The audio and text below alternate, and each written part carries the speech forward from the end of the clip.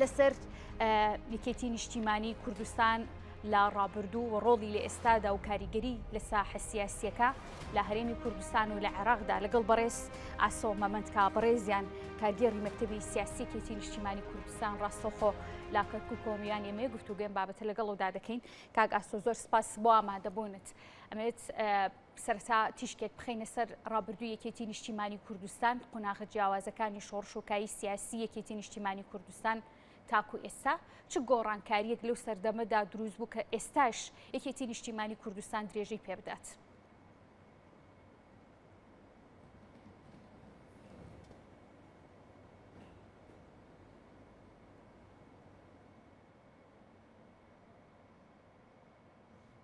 بەڵێ کاگا سۆگەر گوێبیستی دەنگی منی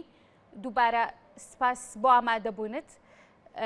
دیارە کاک ئاسۆ گوێبیستی دەنگی من نییە، دواتر کە ئامادە بوو لەسەر بابەتەکە گفتوگەی لەسەر دەکەم. دیارە لە دوای شۆڕشی ئەیلول و بۆ پڕکردنەوەی ئەو بۆشایە سیاسی لە دوای شۆڕشی ئەیلول لە کوردستاندا دروست بوو، سەرۆک مامجەلال بیرۆکەی دروستکردنی حیزبێکی نیشتیمانی شۆڕشگێڕی لەو کات و سادەدا با بیرۆکەیەکی دروست و گرنگزانی و ئەو بیرۆکەیە بەرئەنجام و کاریگەریەکەی لەمڕۆدا دەردەکەوێت دروستبوونی حیزبێکی شۆڕشگێڕ و خەباتگێڕ و سۆشیال دیموکرات بوو کە ئاویش یەکێتی نیشتیمانی کوردستان بوو لە ساڵی 1975. دیارە لەگەڵ ئەوەی کە سەرۆک مامجەلال بیرۆکەکەی بۆ دروست بوو و ئەم حیزبە لە کۆمەڵێک شۆڕشگێڕ و لە کۆمەڵێک خەباتگێڕ و کۆمەڵێک کەسایەتی سیاسی ئەو سەردەما دروست بوو. لەگەڵ ئەمەشدا هاوکاری هەبوو بۆ ئەوەی درێژە و بناغەیەکی تۆکم و گونجاو بۆ حیزبەکە دەسەبەر بخرێت و پێک بهێنرێت. هەریەکە لە نەوشیروان مستەفا ئەمین، هەریەکە لە بەڕێز دکتۆر فواد مەحسووم و کەمال فواد و هەروەها عومەر شێخموس و عادل مراد و عەبدولڕەزاق فەیلی و خانمی یەکەمی عێراق لە ڕابردوودا هێرۆخان ڕۆڵیان هەبوو لە دروستکردن و بناخدانانی یەکێتی نیشتیمانی کوردستان. تا ئێستایش حیزبی یەکێتی یەکێکە لە حیزبە دیارەکان لە هەرێمی کوردستان لە عێراقدا کە بناغەیەکی تۆکمەی هەیە. ئەم حیزبە درێژە پێدەری خەباتی شۆڕشگێڕان سەرکردەکانی ڕابردوو دەستەی دامەزرێنەرانی ڕابردوون. یەکێتی نیشتیمانی کوردستان 48 ساڵ لە درێژە پێدان و لە خەبات لە کای سیاسەکەدا بەردەوامی هەیە. هێشتا ئەو حیزبەیەکە بە حیزبی سەرەکی دادەنرێت لە هەرێمی کوردستاندا، لە عێراقیش بە هەمان شێوە پێکاتاوە سەرکردە سیاسیەکانی تایبەت لە عێراق حیزبەکان هێشتا یەکێتی نیشتیمانی کوردستان بە یەکێک لە حیزبە گرنگەکان دادەنێن لە عێراقدا. دیارە پێگە ڕۆڵی سەرۆک مامجەلال بەدەر لەوەی کە سەرۆکی حیزبەکە بوو لە ڕابردوودا، کاریزما و کەسایەتی سەرۆک مامجەلال درێژەی هەبوو بۆ ئەوەی کە کاریگەریەکی تۆکمەی هەبێت بۆ درێژە پێدان بە خەباتی ئەم حیزبە. مامجەلال لە ماوەکانی دەست بەکاربوونی لە ماوەکانی کاری سیاسی و کاری سیاسی و تەنانەت سەرۆکایەتیشی لە بەغدا وەکو سەرۆک کۆماری یەکەمین کەسایەتی کورد وەکو سەرۆک کۆماری عێراق تا ئێستایش کاریزما و کەسایەتی سەرۆک مامجەلال بەنمونە دەهێنرێتەوە. هێشتا سەرۆک مامجەلال با ڕۆحێکی زیندوو لە نێو عێراقا تەنانەت لەسەر ئاستە نێودەوڵەتیەکەیش ناو دەهێنرێت. دیارە خەباتی سەرۆک مامجەلال تا ئەم ساتە بەرز دەنرخێنرێت. سەرۆک مامجەلال یەکێک بوو لەو سەرکردانەی کە لە نێو کای سیاسیەکەدا لەگەڵ تەواوی پێکاتەکان نەتەوە جیاوازەکانی عێراق تەنانەت لەسەر ئاستی هەرێمی و لەسەر ئاستی نێودەوڵەتیش گرنگیەکی زۆری بە پێکاتەکان، گرنگێکی زۆری بە گەلە جیاوازەکان دەدا، وای کردبوو بە شێوازە دیبلۆماسیەکەی بە حکومیەوەیشی کە خۆی کەسایەتێکی قانونی بوو و بڕوانامەی لە یاسەدا هەبوو، زۆر باش شارەزای یاسا تایبەتەکانی عێراق بوو لەسەر ئاستی نێودەوڵەتی. سەرۆک مامجەلال ساڵا هەتاوەکو دواساتەکانی تەمەنیشی ئەو گرنگی بە یەکسانی ژن و پیا و بە یەکسانی گەلان و پێکاتەکانی عێراق دەدا. سەرۆک مامجەلال بە دیبلۆماسیەتی خۆی بە سیاسەتی حەکیمانی خۆی توانی بووی تەنانەت دوژمنەکانیشی نەیارەکانی کورد و عێراقیش بە شێوەیەکی هاوسەنگ مامەڵا لەگەڵ پرسی کووردا بکەن. دیارە لە دوای 48 ساڵ کە ئەمڕۆ یادی دامەزرانی یەکێتی نیشتیمانی کوردستانە، یەکێتی لەسەر هەمان خەبات و شۆڕشی خۆی ماوەتەوە یەکێتی نیشتیمانی کوردستان تاکو ئێستاش گرنگی با پێکاتەکان بنێتەوە جیاوازەکانەدا. دیارە لەسەرم بابەتە دەگەڕێمەوە لای بەڕێز ئاسۆ مامەند کاگێڕی مەکتەبی سیاسی یەکێتی نیشتیمانی کوردستان لە کەرکووک و میوانی ئێمەیە. کاک ئاسۆ زۆر سپاس بۆ ئامادەبوونت دووبارە داوای لێبوردنەکە ئەو کێشەی کە ڕوویدا گوێویستی دەنگی جەنابەت نەبووین دەمەوێت بەر لە هەموو شتێک لەسەر ڕۆڵی یەکێتی نیشتیمانی کوردستان لە سەرەتاکانی دروستبوونیەوە و ئەو ئینتیمای نیشتیمان پەروەریەی کە هەیبوو لە دروستبوونیەوە تاکو ئێستا چی بەدی دەکرێت یەکێتی نیشتیمانی کوردستان لە ئێستادا توانیویەتی ئەو ڕۆڵی کە لە سەرەتاکانی دروستبوونیدا هەیبووە بیپارێزێت. زۆر سپاس بۆ ئێوە ساد نیوز و هەر لێرەشەوە پیرۆزبایی 48 ساڵی دامەزراندنی یەکێتی و هەر لێرەوە سڵاو بۆ ئارامگەی ڕەوانشاد سەرۆک مامجەلال دەنێرین و هەر لێرەشەوە سڵاو و ڕێز بۆ کەسوکاری سەربەرزی شەهیدان پێشمەگە دێرینەکان زیندانانی سیاسی کەمەندامان سەردەم چین و توێژەکانی خەڵکی کوردستان مانی کوردستانیان لێ پیرۆ دەکەین. هەروەکو بە خۆ دامەژت پێدا دیارە یەکێتی نیشتیمانی کوردستان لە ڕۆژێکە بەڕابەرایەتی سەرۆک مامجەلال دامەزرا کە باڵی ناومێدی کێشا بوو بەسەر کوردستان و عێراقا و ناحەزەکان دژمنانی گەلی کورد پێیان وانە بوو جارێک کە حرەکەی کوردی بەرپا دەبێتەوە بە شێوازێک پێیان وا بوو کە حرەکەی کوردی دروست ناتەوە. لەو ڕۆژەدا یەکێتی نیشتیمانی کوردستان بە پەنجەی دەست دەژماردران بڕیاری دامەزراندنی حزبێکی تازە و یەکێتی نیشتیمانی کوردستان. یەکێتی نیشتیمانی کوردستان لە سەرەتای دامەزراندنەوە توانی لە ماوەیەکی کووردا چ لە ڕووی خەباتی چەکداری چ لە ڕووی خەباتی نهێنی تەنزیمات توانی لە سەردەم ناوچەکانی کوردستان گەشەی پێ بدا و لە مێژووی خۆیان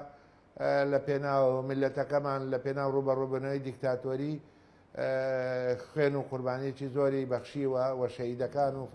سەرکردەکانمان شایەدی ئەوە دەدەن و هەمووشمان نەزانین کە یەکێتی نیشتیمانی کوردستان بە حیزبی شەهیدان ناسراوە و هەمیشە یەکێتی نیشتیمانی کوردستان ڕۆڵی هەبووە و سەرۆک چ لە سەردەمی شاخ چ لە سەردەمی دوای ڕاپەڕین چ لە سەردەمی دوای کۆتایی هێنان بە ڕژێمی دیکتاتۆری و عێراقی تازە دیسان هەمومان نەزانین کە سەرۆک مامجەلال چ ڕۆڵێکی هەبووە و بەداخەوە کە مامجەلال بەجێهێشتین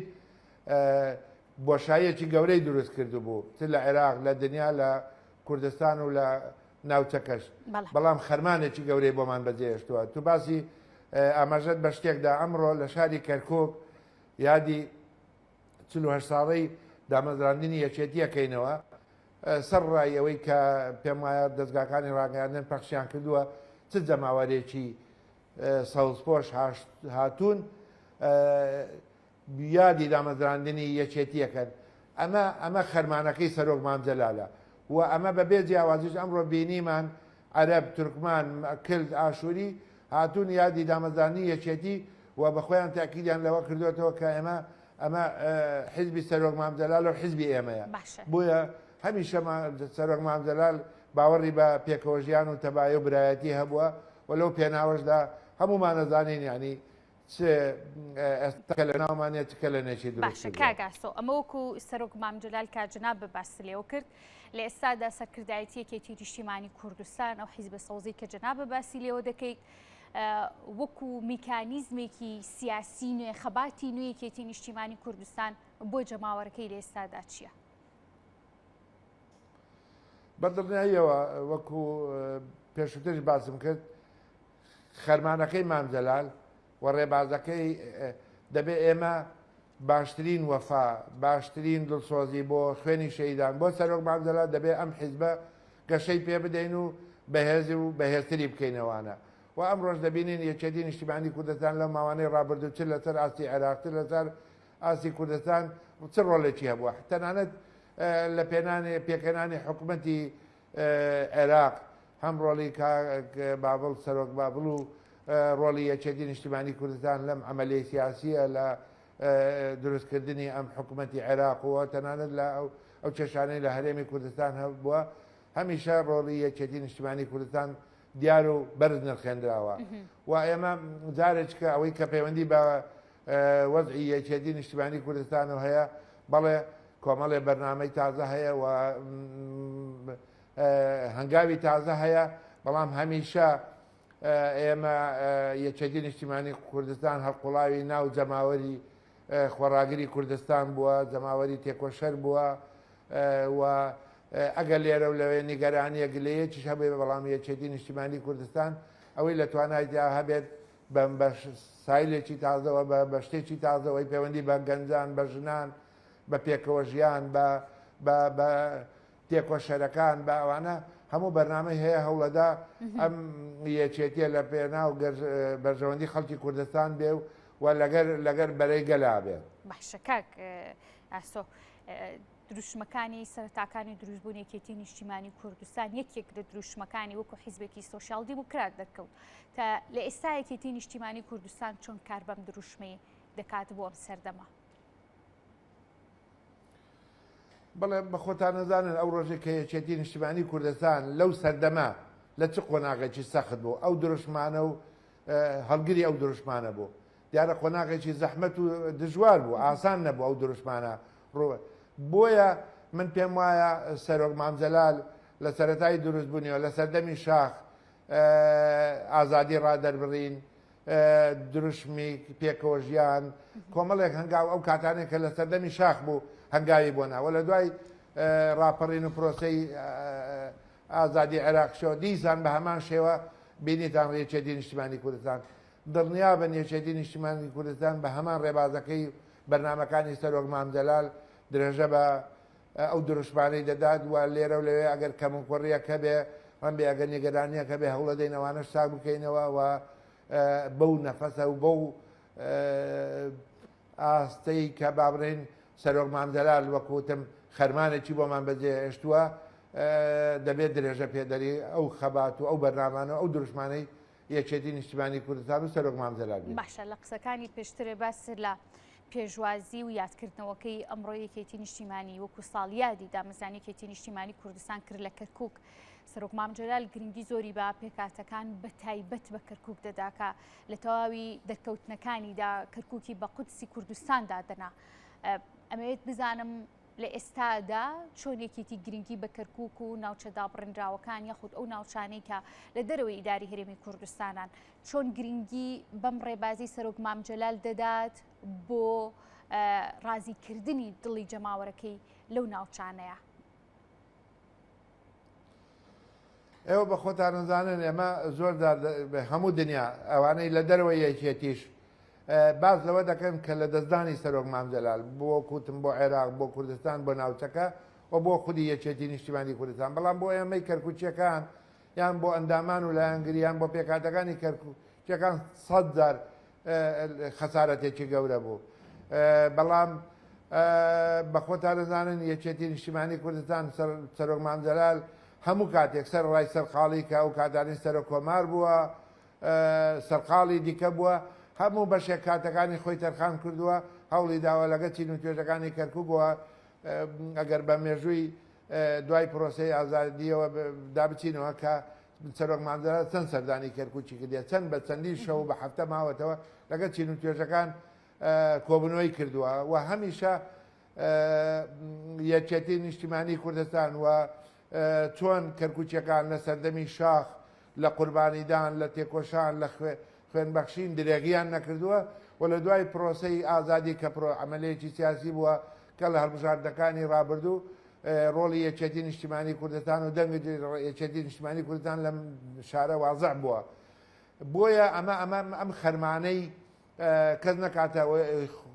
ساحبی ئەمام خەرمانەی سەرۆک مامجەلال بووە کەرکووچیەکان هەمیشە دڵسۆزیان بۆ ڕێبازەکەی سەرۆک مامجەلال بۆ یەکێتیەکەیان درێغیان نەکردووە و ئەمڕۆژ کە پێم وایە پێشوازیەکی ئاسایی بووە کە وەکو سنوورەکان دیکە کە پێم وایە لەسەر دەم مەڵبەند و وەرگانەکان دیکەی یەکێتی نیشتیمانی کوردستان پێشوازیان لە کۆمەڵانی خەڵکی کوردستان کردووە بەڵام جیاوازتر ئەمڕۆ بینیمان لە کەرکووک ئەم ماوەی کە دانراوە ئێمە ماوەکەمان لە 10 بۆ 12 دانابوو لە سعات 8 بەیانەوە زەماوەری خۆراگر هاتووە و پیرۆزبایی یادی دامەزراندنی یەکێتیەکەوە بینیشتان لە ژنان لە کتان لە گەنجان لە مامۆستایانی ئایدین لە پێکاتەکان لە کۆمەڵایەتی لە پێشمەگەی دێرین و لە هەموو سەردەم چین و توێژەکان بەشداری ئەم پرۆسە و ئەم یادکردنەوەیان کردو ئەمە سەرڕایەوەی کە ئێمە ماوەی زیاتر بۆ 10 ڕۆژێکە بێ هەفتەیادی یەکێتی نیشتیمانی کوردستان زیاتر لە هەفتەیاد بوو بەڵام ناومان لە ناو هەفتەیادی یەکێتی نیشتیمانی کوردستان بڕیاری ئەومان بوو گەڕانەوە بۆ کۆمەڵانی خەڵکی کوردستان لە بازار لە شوێنە گشتیەکان کۆبوونەوە لە سەردەم شوێنە گشتیەکان کرابوو کە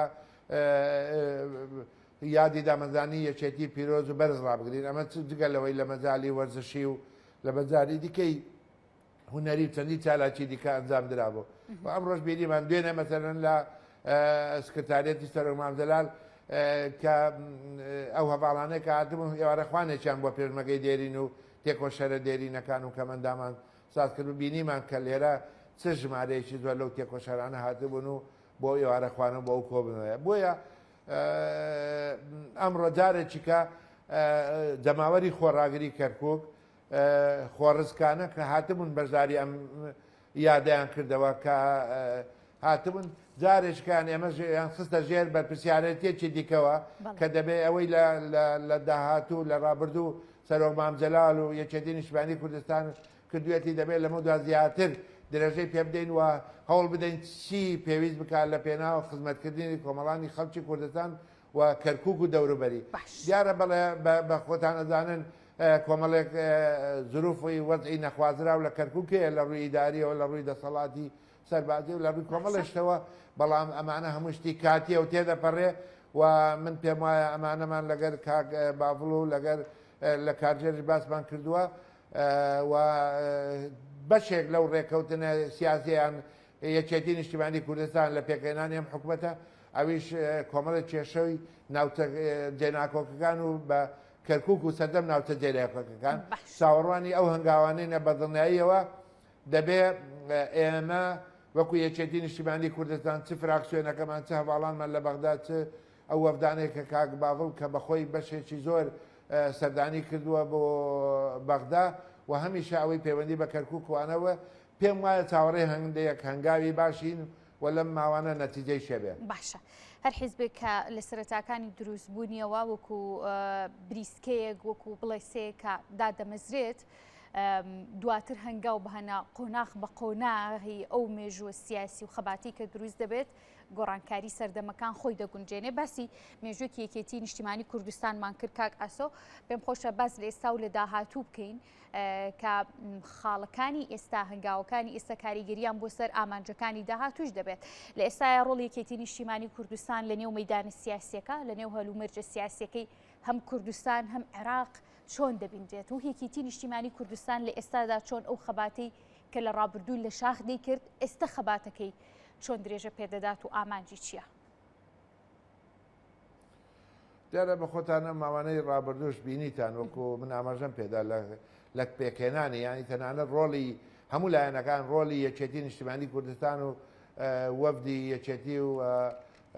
سەرۆکی یەکێتی نیشتیمانی کوردستانیان بەرز نرخان کە لە پێنەکێنانی ئەم حکوومەتەوانە و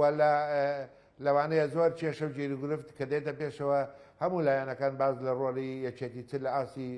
دەولیە چ لە ئاسی عێراق چ لە ئاسی ناوخۆی هەرێمی کوردستان بۆیە هیچ پرۆسەیەک هیچ هەنگاوێک بەبێ یەکێتی نیشتیمانی کوردستان بەڕێوە ناچێت بەڵێ ئێمە پێویستمان بە تەباوی یەکڕێزی هەیە پێویستمان بە برایەتی هەیە پێویستمان بەوەی ڕێزەکانمان یەک بخەین و یەکێتی لەو پێناوەدا ڕەن بێ زۆردا لە ڕووی حیزبایەتی و قوربانی حیزبیشی داوە بە دڵنیاییەوە ئێستا هەر کاتێک پێویست بکات یەکێتی نیشتیمانی کوردستان ئەو هەنگاوانە دەناو و هەمیشە لە هەوڵی ڕێگرێزی و تەبایی کوردستان و حیزبە سیاسەکانی کوردستان هەیە ئەمە لایەنی کوردستانی بەڵام بە دڵنیاییشەوە لە لایەنی عێراقیش هەمومان نەزانین کە ڕۆڵی یەکێتی نیشتیمانی کوردستان هیچ هەنگاوێک بەبێ یەکێتی نیشتیمانی کوردستان لە عێراقی چکە دەزانن پێگەی سەرۆک مامزەلال حیزبەکەی سەرۆک مامزەلال و هەنگاوەکانی ڕێبازەکەی سەرۆک مامزەلال چ ڕۆلێکی گرنگی هەبووە بۆیە بن پێم وایە یەکێتی نیشتیمانی کوردستان ڕۆژ بە ڕۆژ ئەوەی کە پەیوەندی بە پەیوەندی دیبلۆماسی پەیوەندی بە عەلاقاتی دەولیان عێراقی یان ناوخۆیی شەو هەیە و تەنانەت لەگەر حیزبە کوردستانیەکان هەمیشە یەکێتی نیشتیمانی کوردستان ئاڵوگۆڕی ڕاو و بیر و بۆچوونەکان کراوە هەمیشە هەر هەنگاوێکمان نابێت بە ڕاوێژ و بەوە بووە کە پێمان خۆش بووە کە بەبێ حیزبە کوردستانیەکانیان بەبێ لایەنەکانی دیکە هیچ هەنگاوێک نەنین کە ئەمە نیشانەوەی کە یەکێتی نیشتیمانی کوردستان باوەڕی بە پێکۆژیان و بە یەکڕێزی هەیە. باشە یعنی هەم یەکێتی نیشتیمانی کوردستان لەسەر ئاستی سەرکردایەتیش وەکو سەرۆک یەکێتی نیشتیمانی کوردستان بە بەردەوامی باس لە یاخود ڕێگە چارەیەک دەکەن بۆ چارەسەری کێشەکان ئەویش گفتوگۆکردنە. یەکێتی نیشتیمانی کوردستان تا چەند توانێتی لە ڕێگەی گفتوگۆکردنەوە هەم حیزبەکان لە هەرێم ناوخۆی هەرێمی کوردستان لەسەر ئاستی عێراقیش لێک نزیک بکاتەوە و خۆشی لەوان نزیک بکاتەوە. لە ماوانەی ڕابردوو بیریتان چەندین کۆبنەوە ڕێکخرا لەسەر لە بەغداش لەسەر داواکاری یەکێتی نیشتیمانی کوردستان و سەرۆکی یەکێتی نیشتیمانی کوردستان بووە چەندین کۆبنەوەی دیکەش لە کوردستانیش لە ماوانەی ڕابردوو لە دوکان لە زۆر شوێنی دیگە کۆبنەوەی حیزبە کوردستانیەکانە بووە هەمیشە یەکێتی باوەڕی بەوە هەبووە کە بەیەکەوە هەنگاوەکانمان بنێن و بەیەکەوە ڕاوێژ بکەین و بەیەکەوە بینوانە بۆیە من جارێککە تاکی دەکەمەوە ئێمە باوەڕمان بە گفتوگۆیە باوەڕمان بە دانیشتن هەیە و هیچ وەختێک هیچ لایەنێکمان زەرب نەکردووە بەڵام هیچ لایەن و هیچ هێزێکی ناتوانێت ڕۆڵی یەکێتی نیشتیمانی کوردستان کەم بکاتەوە یان تەهمیشی بکاوانە بۆیە گرینگە ئەمە دەبێ واقعیانە تەمەشای هەنگاوەکان بکەین بە عەقلێتی شەراکەت بە عەقلێتی پێکۆژیان بە عەقلێتی گفتوگۆ بە عەقلێتی ئەو هەر هەنگاوێک کە لە بەرژەوەندی خەڵکی کوردستان بێ لە پێرژەوەندی میلەتەکەمەوە معنایەوە نییە من کە شتێک بەدڵی من نەبوو ئەمە لە بەرژەوەندی کوردانیە ئەمە لە بەرژەوەندی هەرێمی کوردستانیە بەڵێ ئێمە لەو پێناوەدا ڕەمێ بە خۆتان بزانن زۆردار تەسحیاتی حیزبیشمان داوە ڕەمێ گلەیی و تێبینیش هەبوو بێ بەڵام باوەڕمان بەوە هەبووە کە بەیەکەوە بە گفتوگۆ کێشەکان چارەسەر بکەین. باشە کاک ئاسۆ هەڵدەدەمەوە کەمە دوا پرسیار سەبارەت بە ئامانجی داهاتووی یەکێتی نیشتیمانی کوردستان هەم بۆ حیزبەکەی و هەم بۆ هاوڵاتیان و بۆ لایەنگرانی خۆی چی دەبێت بە بەردەوامی یەکێتی دەڵێت و باڤڵ جەلال تاڵبانی وەکو سەرۆکی یەکێتی نیشتیمانی کوردستان باز لەوە دەکا کە ئەوان جیاوازی ناکەن لەسەر ئەوەی کە لەسەر چه حیزبێکە کەسێک یا هاوڵاتێکی شاری سلێمانی یاخود پارێزگاکانی دیکە بە یەک چاو بە یەک ئاست کار بۆ تەواوی هاوڵاتیانی هەرێمی کوردستانەکەن. بە کورتی ئەمەوێ بزانم داهاتوو لە داهاتوو یەکێتی نیشتیمانی کوردستان چاوی لە چه ئامانجێکە هەم بۆ لایەنگرانی هەم بۆ هەرێمی کوردستان. دیارە بە خۆتدانی ئەمە ئەم ماوانە بە حکمی ئەو لە دوای هەنگاوەکانی دروستکردنی حکومەتی عێراق و ئەو کێشانەی لە عێراق هەبوو کە ماوەیەکی زۆر بۆ حکومەت دانە لە مەزرا کۆمەڵە کێشەی دیکە لە هەرێمی کوردستان هەبوو ڕەن بێ سەرۆکی یەکێتی نیشتیمانی کوردستان ئەوەندەی سەرقاڵی ئەو کێشانە بۆیان ئەو هەنگاوانە بۆ ڕەن بێ نەفرێ فریایەوە نەکەوت بێ هەرچەند فریای زۆر شتی دیکەش کەوتووە بەڵام نەتوانراوەکو بێت ئەوەی پەیوەندی بە ناوخۆی یەکێتی نیشتیمانی کوردستانەوە هەیە ئێمە بەرنامەی ئاشبوونەوەی گشتیمان هەیە بەرنامەمان هەیە بەیەکەوە لە هەر شوێنێک لە هەر جێگایە کە پێویست بکە ئەندام و لایەنگرانی یەکێتی نیشتیمانی کوردستان دڵسۆزانی یەکێتی تێکۆشەری دێرین ئەوانەی خاوەنی ئەم یەکێتیانە ئەگەر لە هەر تێبینی و گلەیەکیان هەبێ هەوڵ بدا ئاشیان بکاتەوە و ئەوەی لە توانایدا هەبێ خزمەتیان بکە بە تیمێکی تازە بە نەفەسێکی تازەوە کە لە سەردەمیانە بگوندێ و لە ئەوە پەیوەندی بە ئەوەی کە پەیوەندی بە ناو خۆی یەکێتی نیشتیمانی کوردستان پێم وایە لەمە دوایانی لە کۆبنەوەکانی کارژێر لە مەکتەبی سیاسی باسمان کردووە دەبێ ئەو گەڕانکاریانەی پێویست کا بۆ ناوخۆی یەکێتی نیشتیمانی کوردستان هەنگاوی هەندێک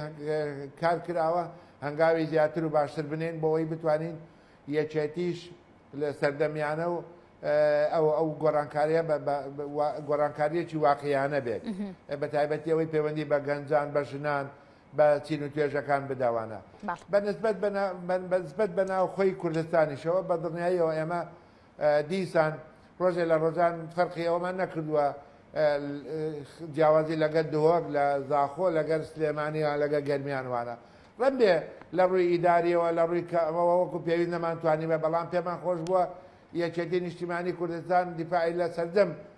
سنووری کوردستان و بە ناوچە جێناکۆکەکانیشەوە کردووە دڵنیا خەڵکی کوردستانەکەینەوە کۆمەڵانی خەڵکی کوردستانەکەیەوە یەکێتی نیشتیمانی کوردستان هیچ زۆرە جیاوازیەک ناکات بەڵام بە خۆدا نەزانن جاری وایە واقعی سلێمانی دەسەڵاتی ئیداری لە سلێمانی ڕەنبێ جیاوازی هەبێت لەگەر دهۆک لەگەر شوێنێکی دیکە بۆیە ئەمە ڕەنبێ جاری وایە ئەو نوگەرانە بەڵام هیچ لە چۆمان بێ لە هەر شوێنێکی دیکەی کوردستان بێ یەکێتی نیشتیمانی کوردستان پشتیوانی کۆمەڵانی خەڵکی کوردستانە و لەگەر حزب و لایەنە سیاسیەکات بەیەکەوە هەنگاوە بۆی ئەو کێشە و گیر و گرفتیانەی کە هەیە چارەسەری بکەین و واقعیانە بێت مەرجی هەموو شتێک بەدڵی من بێیان بەدڵی لایە دیکە بێ گرنگەوەی لە بەرژەوەندی خەڵکی کوردستان بێت باشە دوا پرسیارم لێ کردی کاگاسۆ گەر بکرێ بە کورتی ئەم پرسیارت بۆی لە یادم نەچێ ئێستادا پەیوەندی دیبلۆماسیەکان لەسەر ئاستی نێودەوڵەتی یەکێتی نیشتیمانی کوردستان لەگەڵ وڵاتانی دیکەیە چۆنە؟ من تاکیدم لەسەرەوە کردەوە کۆمەڵێک سەفارەت و قونسڵیات و ئەوانە کە لەم ماوانەی پێشوو سەردانی سلێمانی و سەردانی سەرۆکی یەکێتی نیشتیمانی کوردستانیان کردووە و ئەمڕۆژ لە شاری هەولێر ڕەنبێ مەراسیمێک بەڵێ مەراسیمێکەیە بۆ یادی دامەزانی یەکێتی نیشتیمانی کوردستان لە ئاستی قونسڵیات و لایەنە بیانیەکان بەشداری ئەم مەراسیماکەن و من هەر لەم ڕۆژانەی پێشوو کۆمەڵێک سەفیری وڵاتان چ لە ئاسی عەرەبی چ لە ئاسی ئەوروپی داوایان کردووە لە مانگی شەشە لە سەردانی سەرۆکی یەکێتی نیشتیمانی کوردستان بکەن و سەردانی سلێمانی بکەن بەڵێ من پێم وایە هەنگاوەکان ڕۆژ بە ڕۆژ بەرەو ئەوەی دەڕات کە یەکێتی نیشتیمانی کوردستان لە ئاستی دنیا و لە ئاستی عێراق و لە ئاستی ناوچەکەش پەیوەندیەکانی زۆر بەهێزتر و باشتر بکات. بەڵێ بەڕێز ئەسۆمەمەند کارگەری مەکتەبی سیاسی یەکێتی نیشتیمانی کوردستان سپاس بۆ ئامادەبوونیت.